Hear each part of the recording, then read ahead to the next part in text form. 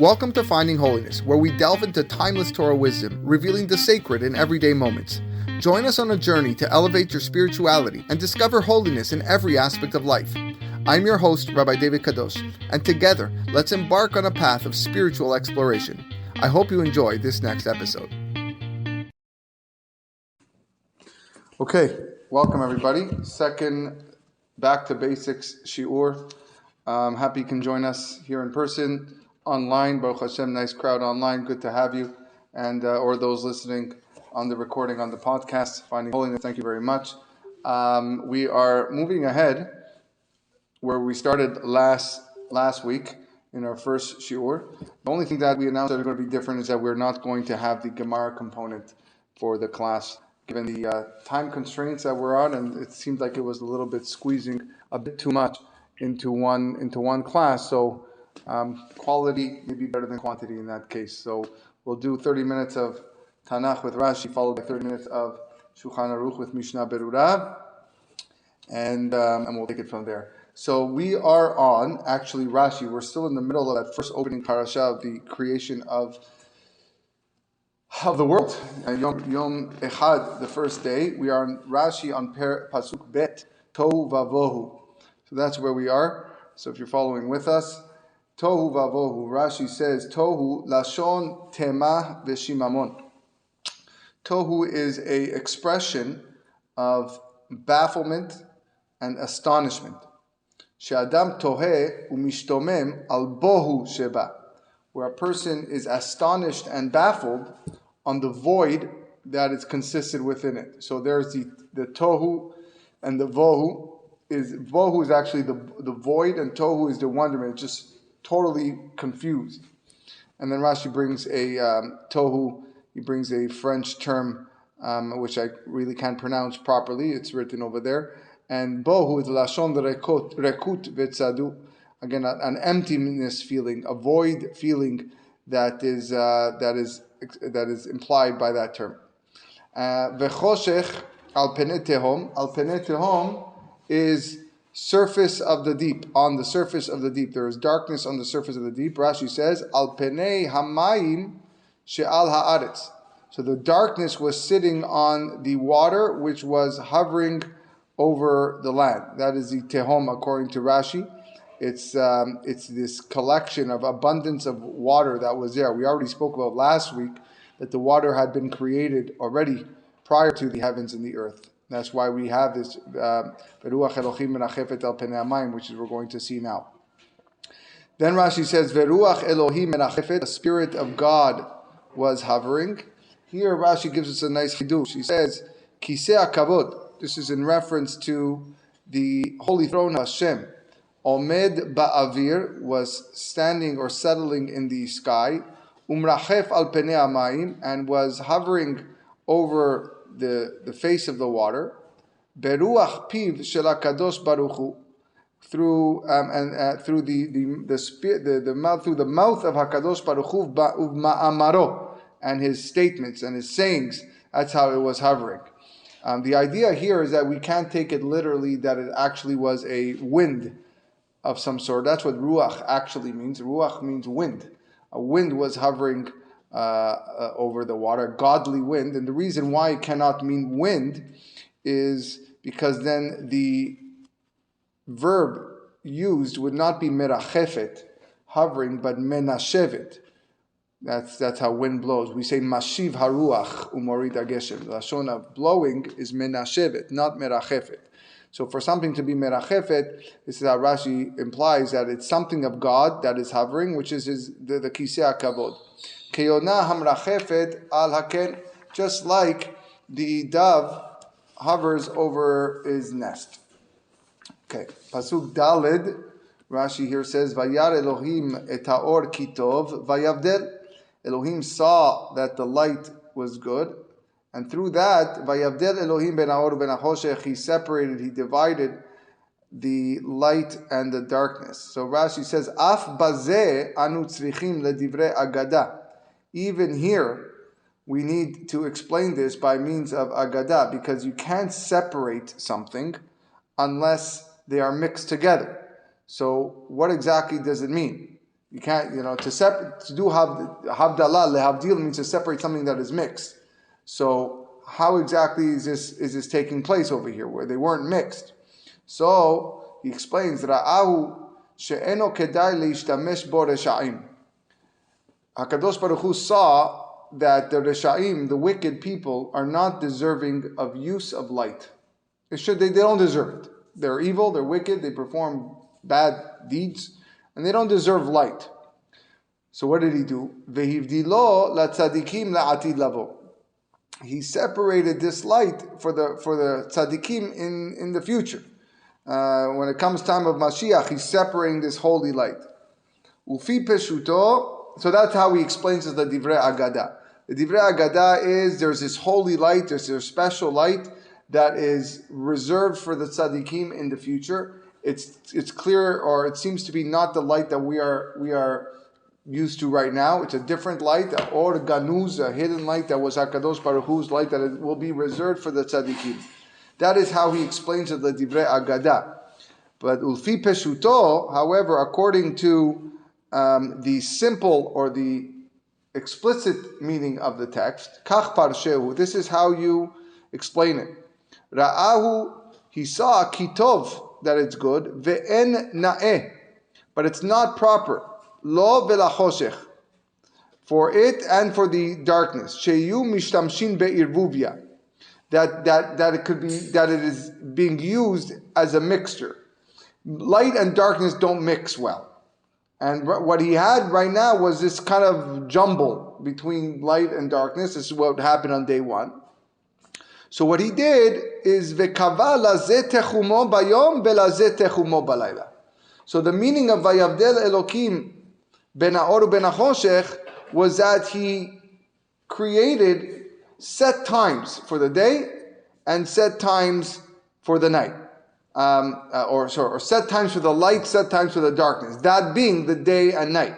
So light belongs in the day, and darkness belongs at night. And that was the separation. The separation wasn't that of two essences, but rather it was a separation of time. I've created an individual set of time for light and an individual set of time for day. And that's how Rashi explains according to the second shot. Yom ehad, and it was night, evening, and morning, one day. Rashi addresses the obvious question here. Lefi seder leshon haparasha haya lo lichtov yom rishon. If you wanted to follow the orders of the way all the rest of the 6 days were during creation, this pasuk should have ended Vayere vayiboker Yom Rishon, just like the second day was Yom Shani and the third day was Yom Shlishi. So why does it say Yom Echad? Like it says, Kimo shekatuv bishar hayamim Shani Shlishi Reve'i. Lama katav Echad? Why does it write one? So he answers, Lefi she'aya Kadosh Baruch Hu Yahid be'olamo. This HaKadosh Baruch Hu, this was his way of saying a little hint, a remez, that HaKadosh Baruch Hu is unique and only in his world. He's the only one that is one. Shelo nivreu malachim ad yom sheni. The angels were only created until day 2. So on day 1, God was really the only thing in existence. Kach meforash beVereshit Rabbah, and this is what it's explained in Bereshit Rabbah. HaKadosh Baruch Hu is really the only thing that is one. It's one of the meanings of Hashem Echad. He's the only thing that does not have a second to it. Right? Human beings have the male and female, and there's multiple human beings. Angels, there are lots of them, but God is unique and one. And that is expressed through the term Vayere vayiboker Yom Echad. Okay, so that concludes day 1. Let's go back into the Pesukim, into Pasuk Vav. Vayomer Elohim, Yehi rakia betoch amayim. Let the firmament be within the water. Vihi mavdil ben mayim lamayim. And let that divide between the waters, the two waters. Vayas Elohim et harakia. So God made the firmament. Vayavdel ben amayim asher mitachat rakia. And he separated between the waters that were underneath the firmament. Uben amayim asher me'al rakia. And the waters that were above the firmament. Vayichen, and so it was. Vayikra Elohim larakia shamayim, and God called the rakia shamayim. How was what he named it? Vayerev vayiboker yom sheni, and it was day, and it was night, and it was morning, second day. Okay, so let's look at Rashi. Rashi says, Yehi rakia, yitchazek harakia. Yitchazek harakia, let the firmament be strengthened itself. She'af al pi shenivreu shamayim b'yom rishon. Rashi says, even though that the heavens was created in the first day, adayin lahim hayu, they were still wet, they were moist. Vekarshu basheni, and the heavens congealed on day 2. So they were the rakia, the shamayim was not what it is today. It was a wet substance. It was, I don't know, I can't describe it, but it was wet according to Rashi, and it was only on day 2 when they were mithazek did they become congealed. How did they become congealed? Miga'arat hakadosh baruch hu be'omro yehi rakia. When God roared, he roared, he screamed, he yelled, Yehi rakia, that's how it congealed. To congeal is it needs the molecules have to go through some sort of a shock, right? When you have someone's logging on the line. When you have a dish and it's got some oily substance and you put it into the fridge or something cold, there's a shock going on, a temperature shock which allows a congealing. So same idea here, that's why it's a roar of HaKadosh Baruch Hu, the Yehi Rakia that created that. V'zeu shekatuv, he's giving some examples here of other times where we see this happening. V'zeu shekatuv amudei shamayim yerofafu, the pillars of heaven were wobbly.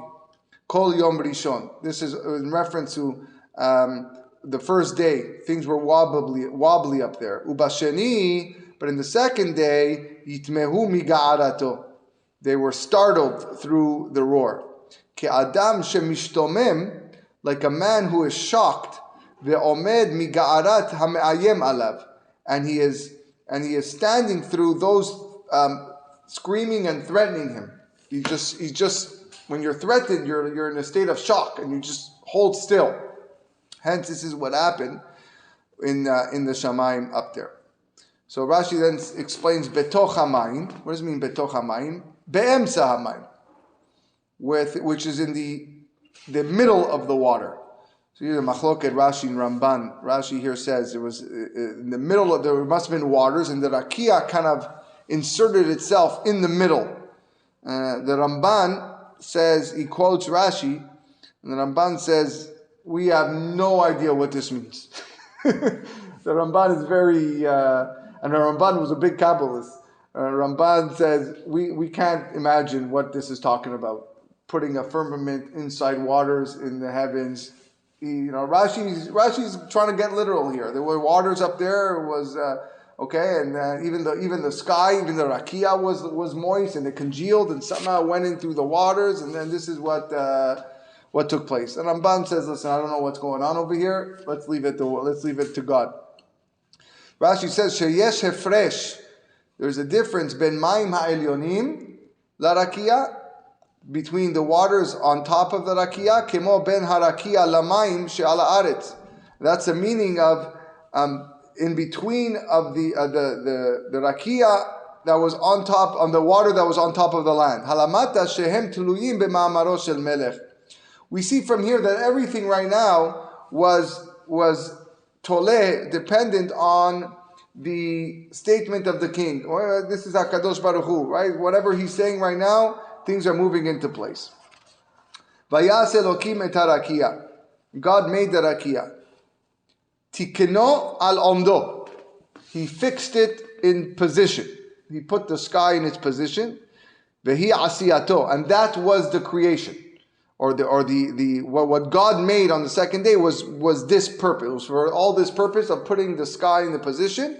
Kemo ve'aseta tziporneha, like we see later on in Parashat Ki Tetzeh, by the Eshet Yefat Toar, the woman who is captive, and we have to let her nails grow, her nails get into position. V'asta tzipornea. Me'al harakia, the waters that is on top of the rakia. The pasuk Rashi says al harakia lo ne'emar. The Torah doesn't say that it was between the waters that were on the rakia, ela me'al rakia, above the rakia. Lefi shehen teluyin ba'avir, because the sky was suspended in the or the rakia was suspended in the air. So now Rashi asks a question. He notices that in this day, day number 2, there's no mention of good. There's no mention of good in day 2. Why doesn't it say, Vayar Elokim Kitov? God saw that it was good. Did it by day 1, day by day 3, day 4. Why no mention of Kitov on day 2? Lefi shelo haya nigmar melechet hamayim ad yom shalishi. Because the creation of water was not complete until day 3. The gathering of waters, which we're going to see, when the waters were gathered into oceans, into one spot, that is what the completion was. You can't say something is good when it's still not its finished product. Ubashelishi shenigmera melechet hamayim veitchil vegamar melacha acheret. When the third day, when he finished the work of the water, and he started and completed a different work, a different thing, as we're going to see, kafal bo kitov shne pe'amim. You see in day 3, you're going to see the words kitov twice. One for the water that started started actually before the creation, like we said, before Shamayim Ba'aretz, and then for the other creation in day 3. Echad ligmar lemlechet sheni, the first one to finish the second work, ve'echad ligmar melechet hayom, and the one to finish that day's work. Vayikra Elohim larakia shamayim, and God called the rakia shamayim. Shamayim, Rashi says, is a combination of 2 words. Sa mayim. Sa mayim means lifting up the waters. That's what sa mayim. The waters are being lifted.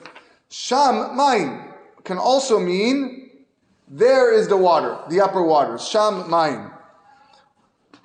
He also gives a third reason. Esh umayim. Fire and water. That the heavens are created with a mixture of fire and water. So he gives us 3 explanations of why the heaven is called Shamayim. One, because the waters were lifted up. The other one, because the waters are there, Sham. And also Esh Umayim, a combination of fire and water. She'arban ze bazeh ve'asa mehem Shamayim. They were, both of these were mixed, and that's how they created that's how the heaven was made. All right, amazing. Baruch Hashem.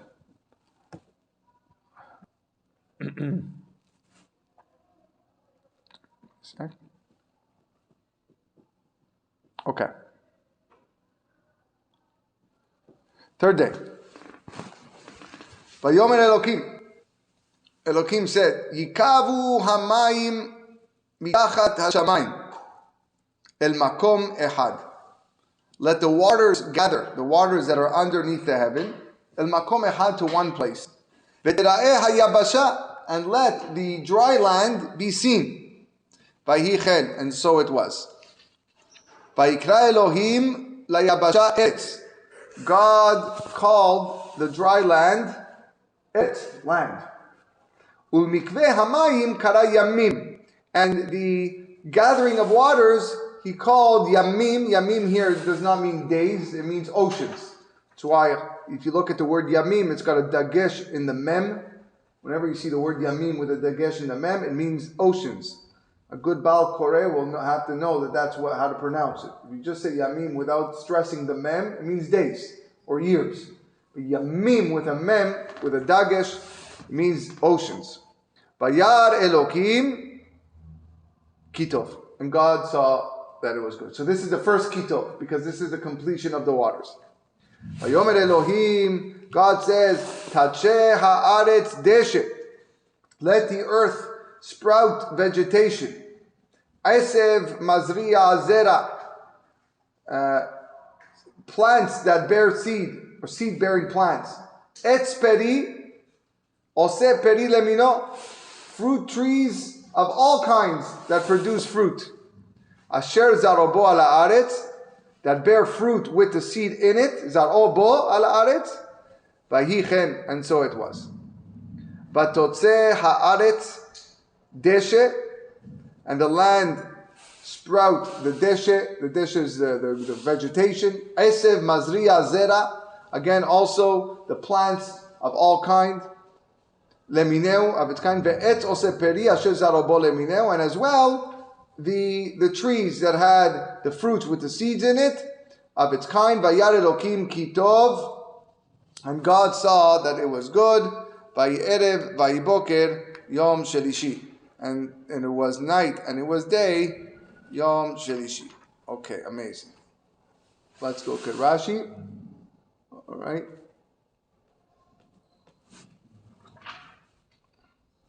All right.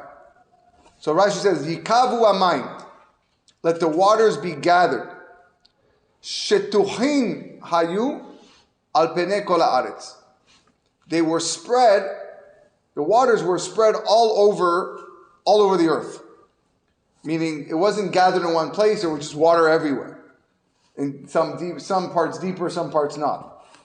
Vehikvam ve'ukianus, and he gathered them to create the oceans. Hayam gadol hu hayam gadol shebechol hayamim. This is the great ocean, which is the Mediterranean Sea, the greatest of all oceans.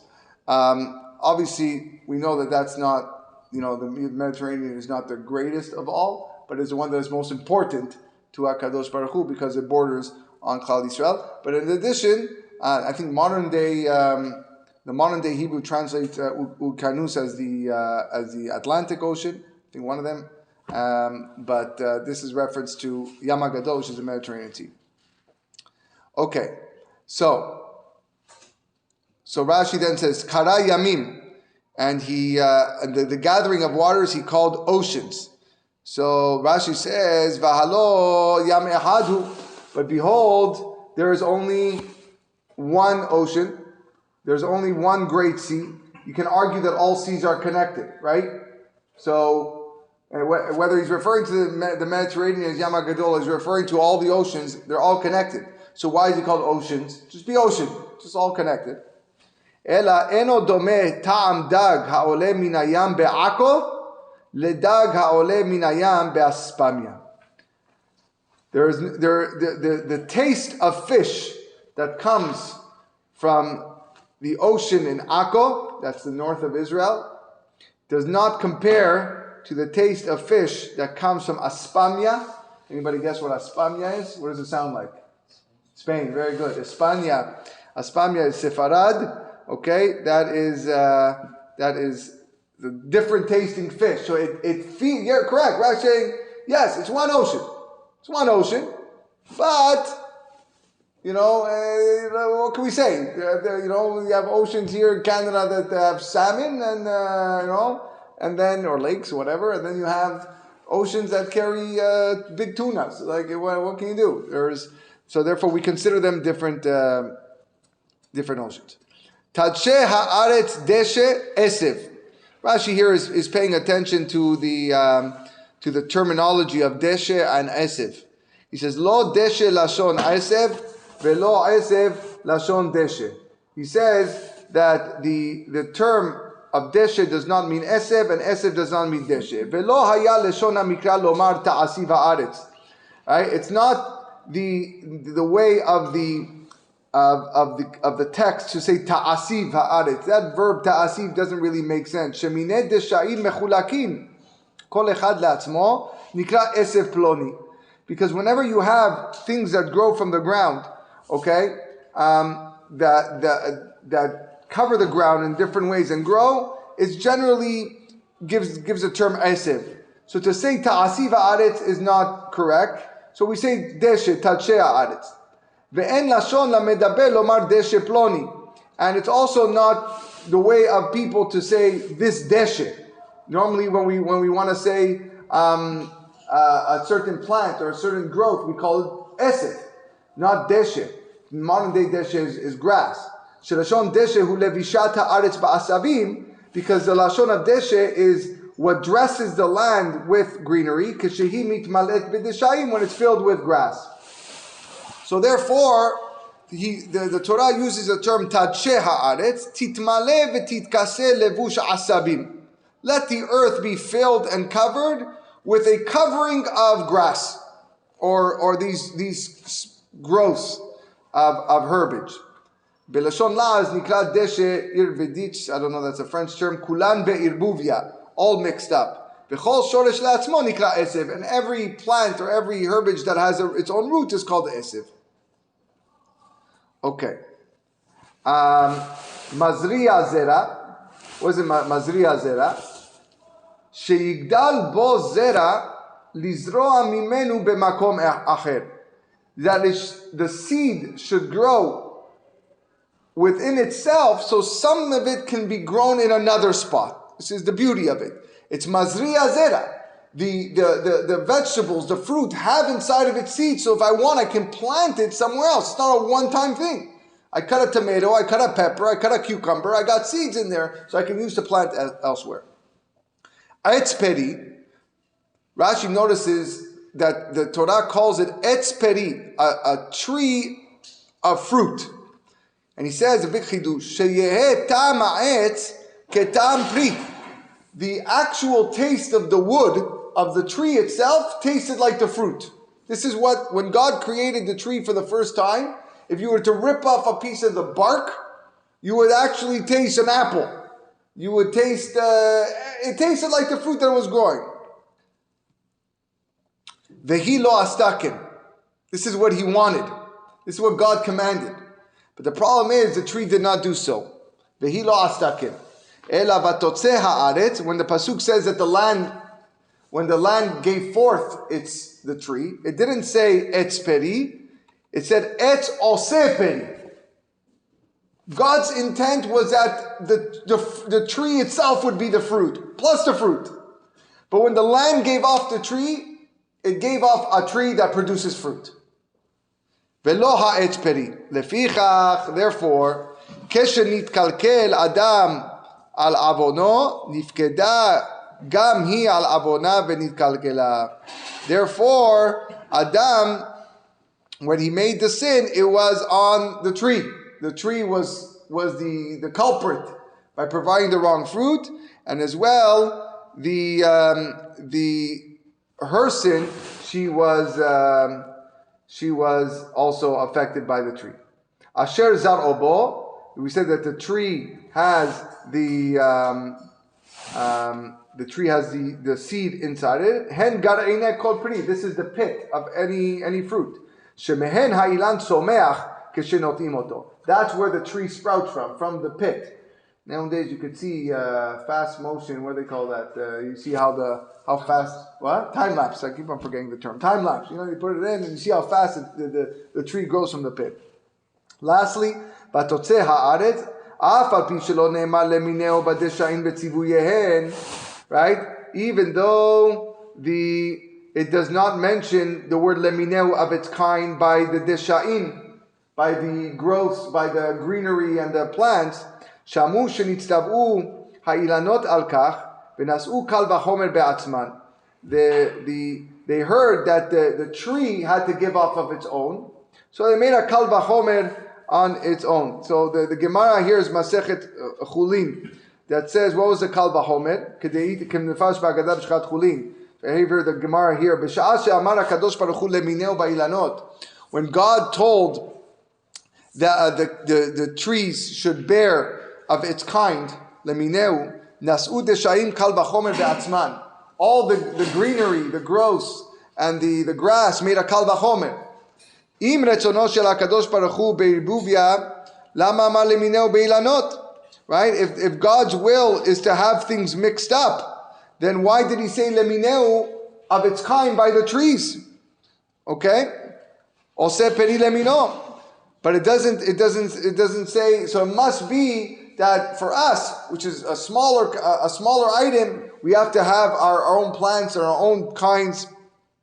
Another kavachomer, uma ilanot she'en darkan natzet beirbuvia, just like trees are not, their way is not to go out in a mixture because they're bigger and the branches are larger. Amar HaKadosh Baruch Hu lemineu, God said of its kind. So alachat kama v'kama, for sure us. And that's why each one of the plants, every plant, every blade of grass, everything was of its own kind, with its own root, and they learned that from the Kal V'chomer. Okay, so that concludes day number 3, and that is going to conclude our Chumash for the day. We're going to move now to Shulhan Aruch Mishnah Berurah, like we started off last week.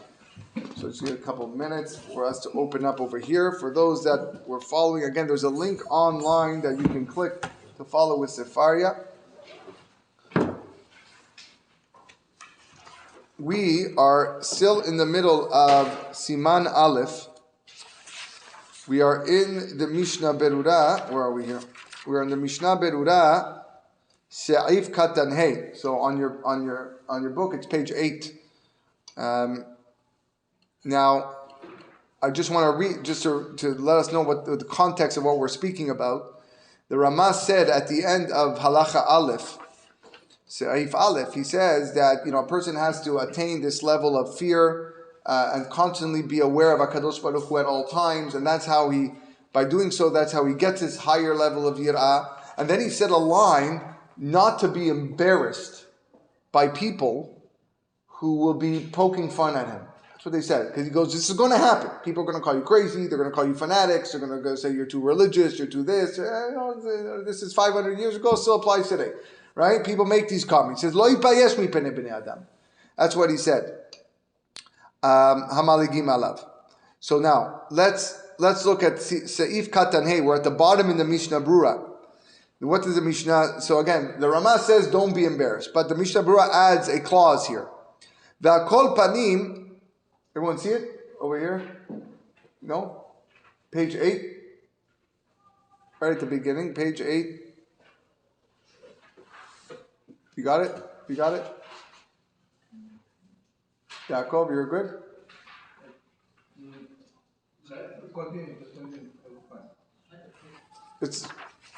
don't have a page 8 there. It's probably in here. So look at the bottom. Seif Katan Hey. The Mishnah Berurah, letter Hey.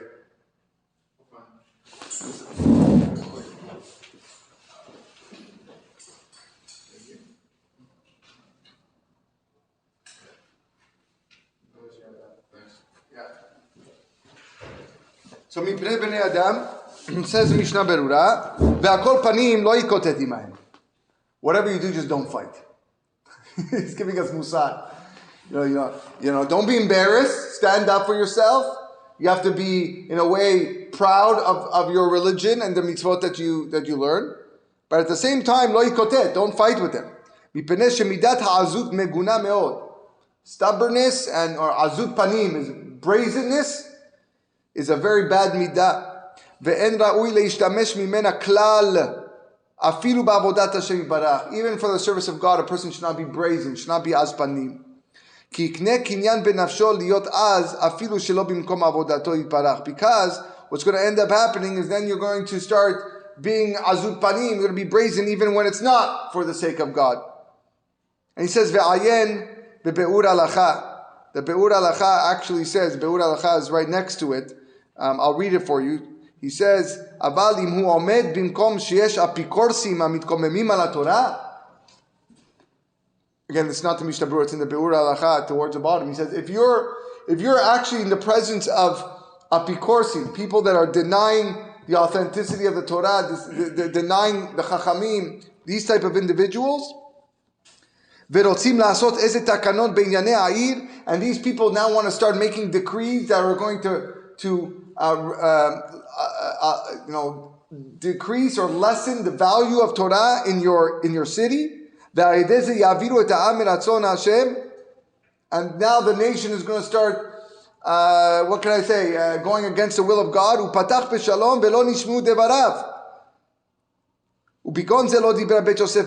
This is not what we're talking about.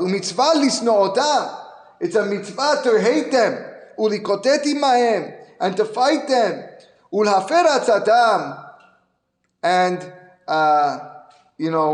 and go against their advice. So we see over here that the Biur Halacha is very, listen, when Mishnah Berurah says don't fight, okay, that's because the guy in the street, he's not against the Torah, he just doesn't like the fact that he calls you fanatic. Okay, don't fight with them. But when you get to people, and you will meet people that say it's nonsense, Chachamim make up things, Torah is not real, God forbid, then you have to go out there and you have to wage war, because you can't let them institute ideas that will threaten Torah existence in the place that you live. Back to the Mishnah Berurah Vav. Hamal'igim alav, those people that are laughing at you. V'chen imhu adam benoni omed bimkom gedolim. If you are an average guy, but you're in a place of bigger guys. I don't think it's referring to stronger guys here, just people with more clout, people with more influence. Lo yitpayesh mehem lilmod ve'la'asot hamitzvah. Don't be embarrassed from them to learn and to do mitzvot. No, you're an average guy, you do it. Ach im yefshar lo la'asot hamitzvah shelo bifnehem tov yoter. But if you could do the mitzvah not next to them, so that you can avoid the comments, better. Umihu, however, bifnei benonim shilmedu mimenu. But if you're amongst people like you, average guys, benonim, everybody's the same, which most people are in the category of benonim, then he's going to say, yesh lomar tov yoter la'asot bifnehem. It's better to do it in front of them. Shilmedu mimenu la'asot kemaseu, because then they're going to learn. They're going to see you, the religious guy. Hey, what's he doing? He's washing his hands. What's he doing? Washing his hands. Oh, he's eating bread. Oh, maybe dry wash my hands. He's going to learn from watching you. I love the Musar, the Mishnah Berurah. He says, your kavanah should be l'shem shamayim. I'm doing this in front of people, not to show everybody like a religious guy I am, big shot, litpayer, arrogant. No, I'm doing it for the sake of God, because I want to show people how to do the mitzvah and how to fulfill the halacha properly. Gam be'atznei alechet, he also says that a person should walk be'tzniut, humbly and quietly. Tzniut has a lot of definitions. Rotzeh lomar, af b'sha'a shehu bebeito be'hatznei, even when you're in your house, privately, no one's around. Gam ken yeh lechto im Hashem Elohav. So too, the way that you walk should be with Hashem. Kemo shemesayem be'olech. Bizrizut. And you have to wake up in the morning, he said bizrizut, with alacrity. Lav dafka doesn't mean right away. Not it specifically means, doesn't mean right away you open up your eyes, get up and run. Ela yisheh me'at. You should just wait a few moments. V'lo ya'amod pitom. Don't get up right away. Ki ze mazik laguf. Gemara Masechet Gitin says this is damaging to the body. Person that gets up right away and runs to the bathroom or whatever it is could be damaging to the body. Tov lomar tekef bekumo. And it's good to say when he wakes up, Modeh ani lefanecha melechai vekayam shechezarta bi nishmati bechemla rabba emunatecha. No, Shulhan Aruch does not mention this statement of Modeh ani, right? It just says get up like a lion, right? But the Mishnah Berurah is bringing over here, based on the Seder Hayom, and brought down, this sentence of Modeh ani that a person should say in the morning. It's a machloket poskim for a girl. Does a girl change the lashon of Modeh ani to Moda ani? When Modeh is male, ani Modeh. But if a girl saying Modeh ani, should she say Modeh or should she say Moda ani? So Chaim Kanievsky says, and Rav Ovadia both say she should change it to Moda. She's female, Moda ani lefanecha. Rav Yashiv holds no. Stick to the text. That's the traditional text, and he says it's still Modeh ani. Okay, moving on. The next page. Oh, we're still in this Mishnah Berurah. He gives a very important reading skill here. We're turning the page around now. Page Hey in the Mishnah Berurah. V'tevat bechemla yeh be'atnachta. There needs to be a pause the atnachta is the half moon tam in the Torah. The one that looks like a half moon, it's like a break in the sentence, like a comma. There needs to be a comma after bechemla. Ve'rabba emunatecha beli efsek. And the words Rabba emunatecha are continuous, not like the song. All right, the song says it wrong. No, that's wrong. It's not chemla rabba. It's chemla rabba emunatecha. Your emunah is rabba, is great. That's how you want to make sure you say it properly. Beli hafsek. V'hu mina katuv chadashim labekarim shakadosh baruch hu mekayem emunato. Akadosh baruch hu is fulfilling his faith, his emunah, leachzir neshamot hamufkadim baboker, to return the neshamot back in the morning. The appointed ones, he has faith in us that we're going to do his will and perform his will. Ve'en tzarich lazeh netilat yadayim. He says you don't need to do netilat yadayim for modeh. Even if his hands are dirty, you still don't need to do netilat yadayim. Ki en mazkir bezeh hanusach lo shem velo kinui. Because in modeh ani you don't have any name of Hashem, and you don't even have a kinui, a pseudonym of God. You don't even have an Elokim or a Shakai or Tzevaot. You don't even have any of those. So therefore, you can say it even without washing your hands. Umikol makom, nevertheless, lilmod, if a person wants to learn, nir'eh de asur kodem shenatal yadav. It seems to be that it's asur to learn Torah without washing his hands. Thinking of words of Torah is fine without washing hands. If you want to just have it behirhur, you want to think, it's fine. But if you want to answer amen without washing your hands, that's no good. All right? The Kaf Hayim says if you hear a beracha and you didn't wash your hands, don't answer amen. Think of the word amen. Because you need to have your hands washed before you even answer amen and learning Torah. Nevertheless, also, you can't even learn Torah without even saying Birkot Torah. Okay? Birkot Torah is the first. Nusach Ashkenaz, I believe, say Birkot Torah is the first thing before even their brachot and Netilat Yadayim and Asher Yatzar. The first thing they say is Birkot Torah. V'ayel el sof saif katan bet. He says, look later on, the end of Sif katan bet. Okay.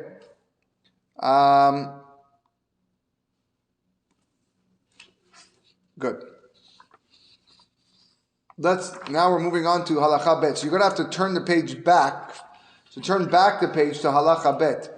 Seif bet. There's no Mishnah Bruras on Seif bet, but we have to learn the halacha anyways. So Seif bet. Hamashkim lehitchanen lifnei bor'o.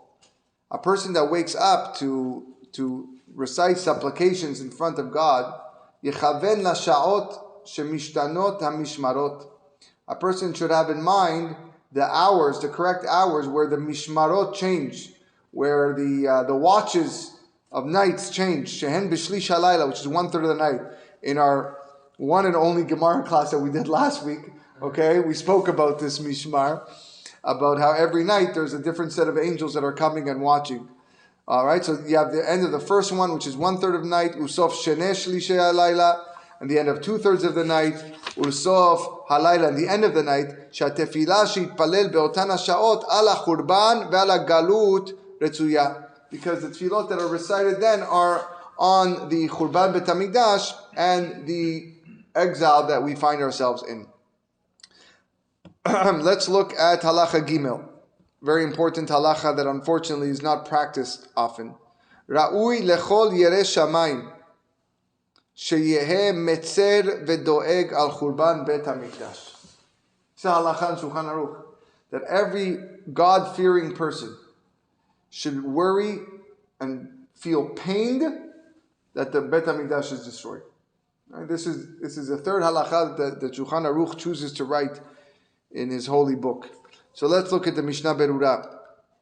So it's again Seif Gimel Seif Katan Tet Ra'ui Lechol Ve'amekubalim He'erichu Me'od. The Kabbalists wrote in length Begodel Ma'alat Kimat Chatzot Kirabahi. The importance of getting up at Chatzot. In every Sidur you open, you have something called Tikkun Chatzot. Right? You have Tikkun Rachel, Tikkun Leah, which is all part of what he's speaking about in this halacha. which are prayers about the Churban Bet HaMikdash. Uchvar nitpas basidurim. It's already printed in the sidurim. Seder hahanaga al pi kitvei ha'ari. How you should do it according to the Ari. Uzman chatzot hu tamid be'emsaut halayla mamash bekol makom. The time for chatzot is the exact middle of the night. Calculate how long the night is, slice it in half. Va'afilu belelot ha'arukot o ksarot, whether it's long nights or short nights. Vehi yud bet shaot achar chatzi hayom, which is exactly 12 biblical hours after midday. Veha'et leitonen ala churban, the time to mourn over the churban, nachon yoter sheyeh kodem chatzot me'at. It should be just a little bit before midnight.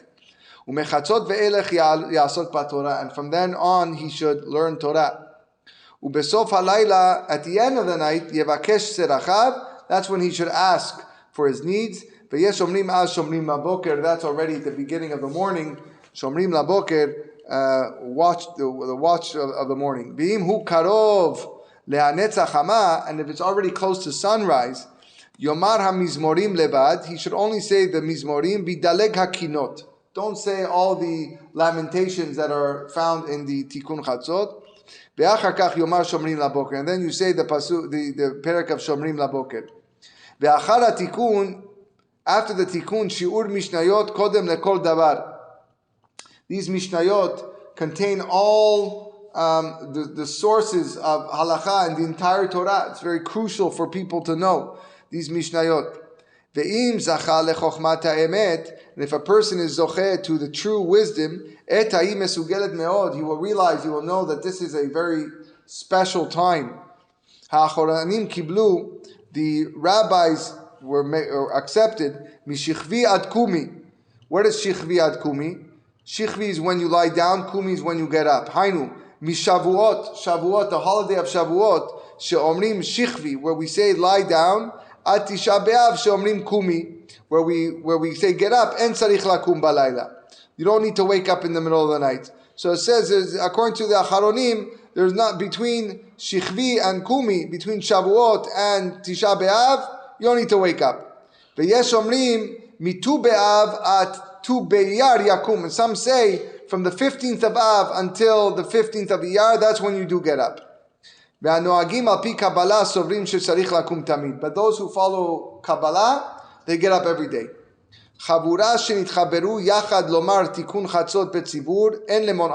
If there's a group of Jews that wake up every morning to say Tikkun Chatzot, you should not stop them from doing so. The opposite. The more the merrier. This concept of Rov Am, the more people that are doing a mitzvah at one time, it's even more special for the king. It's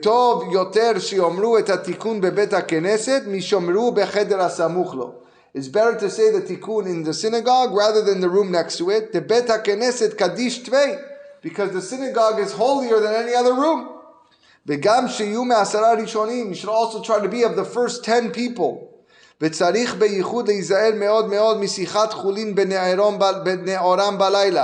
person should make sure that when he wakes up in the middle of the night for whatever it is, whether it's tikkun chatzot or to study, that he should not have sichat chulin. Don't start talking about business and stock markets and Bitcoin. That's not what the night is for. If someone is not able to wake up so early, maybe he's just a person who's weak. Or he knows if I wake up at 5 o'clock, when it comes time for shachrit, I'm going to fall asleep on my face. Then sleep. No one's telling you have to wake up. Sleep. Okay? How much sleep does a person need? How much sleep does a person need? The Rambam is famous for writing that a person needs 8 hours of sleep. He needs 8 hours until the age of 50, the Rambam writes. After the age of 50, 5 or 6 hours must speak. Rav Chaim Kanievsky says 7 hours. The Magen Avraham writes as much as you need to function. Every person is different, he says. Every person is different. But the key is, the Mishnah Berurah says here, don't wake up early if you're not going to focus on tefillah. I say this halacha all the time on the night of Shavuot and the night of Hoshana Rabbah where people wake up. You know, they stay up all night learning. They think, yay, look at me, look at me, look at me. Pat themselves on the back. It comes for shachrit, they're falling asleep. The whole shachrit and musab, they're snoring. What did you gain? Anything that you gain of your learning, There's no chiyuv to learn on Shavuot, on the night of Shavuot. It's a minhag. But there's a chiyuv to say Shachrit and Kriyat Shema that you missed because you were sleeping. ומכל מקום יהיה זהיר מאוד לקום שעה ולפחות חצי שעה קודם קריאת השמה של בית הכנסת. You should get at least 30 minutes to an hour before shul starts. That's what you should train yourself to do. כדי שיהיה יוכל להכין עצמו להתפלל בציבור בנקיות. So that you come to synagogue ready and clean. Right? Some people need to bathe themselves, shower, whatever it is, that you come in the proper mode. ושיהיה מצד. So now, Sivkat knew that you feel pain for the Beit HaMikdash. אבל התורה והתפילה יהיה בשמחה. But when you study Torah and when you're praying, that has to be with happiness. So when you wake up early in the morning and you want to do Tikkun Chatzot, yes, pain, crying, tears, no question. No Beit HaMikdash, I feel bad. But when it comes time to tefillah, you have to be happy. Ivdu et Hashem besimcha. That's what the song says, right? Ivdu et Hashem, right? That's what the song goes? No, that's David HaMelech. Ivdu et Hashem besimcha. The song came from David HaMelech. All right?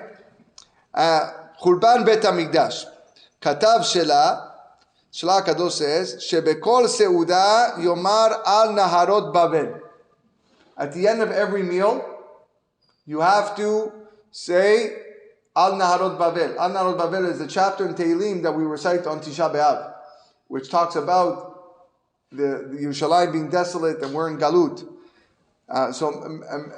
Ube Shabbat, on Shabbat, V'chen beyamim she'en omrim b'hem tachanun, and also the days where we don't say tachanun, Yomar Shira Ma'alot B'shuv Hashem. So this is the minhag of the Ashkenazim. That they say Shira Ma'alot B'shuv Hashem on Shabbat and on Yamim Tovim. There are those that say also Al Naharot Babel, because you have to be cognizant of the fact that there's no Beit HaMikdash. You just had a beautiful meal, you ate meat, you drank wine, but there's not true Simcha. True Simcha is with the Beit HaMikdash. So they say Al Naharot Babel, just not on Shabbat, because Shabbat you're not mourning. But the key is to know what he's saying. It all is really on what you're feeling. As long as you have a feeling of mourning on the Beit HaMikdash at that moment, then it's fine. On Shabbat, it's the exact opposite. Right? That's why the Ashkenazim say Beshuv Hashem et Shivat Zion, because it's the opposite of Al Narot Babel. Al Narot Babel, you're mourning the destruction of Yerushalayim. Beshuv Hashem et Shivat Zion, your HaKadosh Baruch Hu is bringing us back to Zion. So that's why that's done on Shabbat. Okay. Halacha Dalet on top. Tov me'at tachanunim bechavana meharbot belo chavana. Better to do a little supplication with kavana than a lot of tefillot with no kavana. Another famous line of the Shulhan Aruch. Short, sweet, and to the point. Says Mishnah Berurah. What does it mean with a lot belo kavana? Aval im hamarbe kiven gamken hamarbe tov yoter. Look at this. He says, but if you pray a lot and you have kavanah, then it's better to pray a lot. All right? So don't misinterpret what I'm saying. Yes, if you're going to pray a lot without kavanah, better to pray a little. But if you have the ability to pray a lot with a lot of concentration, then do so. Ve'ima mema'et yesh lo ones. And if the guy who's praying a little, he's got an ones, it's got, extreme circumstances, I don't know, for whatever reason, stuck in traffic, there's a snake around his foot, there's a lion roaring in his face, honest, crazy. And he cannot lengthen his tefillah. Or he makes a calculation. If I pray too long my amidah, I can't have kavanah. But if I do short, I will have kavanah.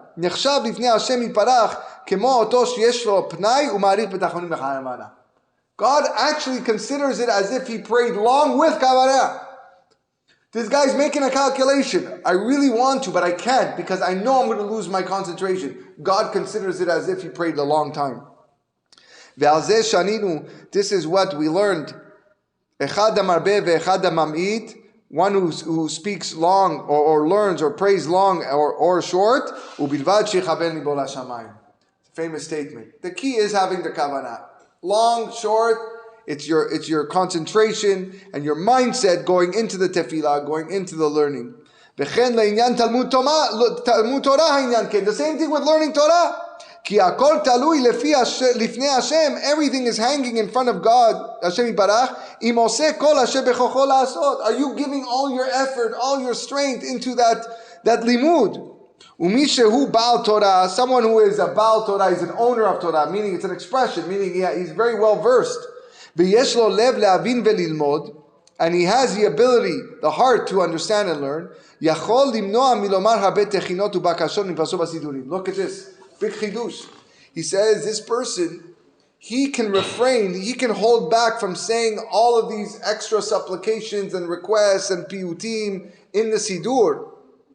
V'tov yoter sheilmad bimkomam. Better that he will learn in its place, in his place. That's assuming that you will learn in the place. So I mean you can't skip the techinot and the piyutim and the bakashot just to do nothing. Assuming you're a Baal Torah, that you're so well versed that you're going to concentrate, then you can take time away from that. A person should find every day some time to learn musar. You know what musar is, right? Proper way how to live, the way a Jew should conduct himself, whether a little or a lot. Don't think because you learn more Torah that you have less of a Yetzer Hara. The opposite. The more you learn, the greater the Yetzer Hara that you have. The bigger the inclination. All the more so do you have to learn books of Musar. V'tavlin ha-Yetzer Hara hu tochachat ma'amrei Hazal. And the best remedy for the Yetzer Hara is rebuke from our Chachamim. When you read books about Musar telling you how much you need to improve and how much you need to do this better and how much you have to control your anger and how much you have to improve on your humility and your tzedakah, there's no better Musar, there's no better lessons and remedy to get rid of the Yetzer Hara. Bezrat Hashem, we'll continue this next week. Thank you everybody for joining. Have a wonderful night.